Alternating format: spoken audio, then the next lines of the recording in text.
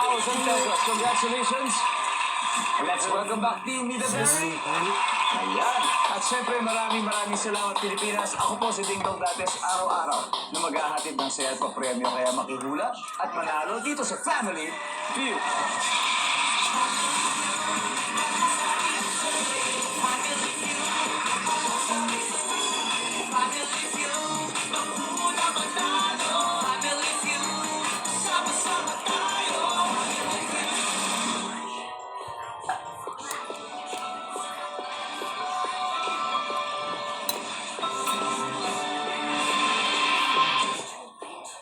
Driver sa Cagayan de Oro, nag-viral matapos maglabas ng baril habang nagmamaneho ng pickup.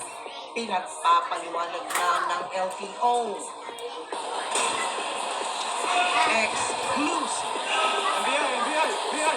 Filipino-Chinese na sangkot umano sa bentahan ng mga hindi lisensyadong armas sa Metro Manila. Sabay sa pagpasok ng taon, mga e-trike at e-bike sa ilang pangunahing kalsada, sinimulan na rin sitahin. Bawal na po tayo dito sa akala ko, ilang na. Bata sa Lingayen, Pangasinan, Minus naputulan one. ng apat sa daliri matapos sa uga ng pinulot na paputok. Pagkatapos ng mahabang holiday break, mga nagbakasyon at galing probinsya, gagsana sa ilang terminal.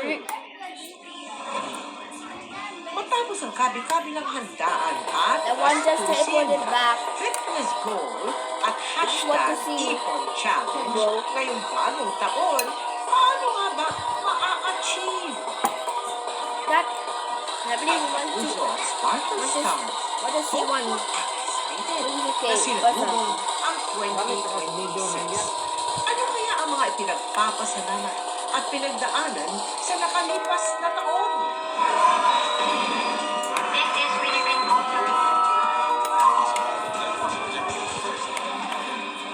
Live mula sa GMA Network Center, ito ang Favorite Oras.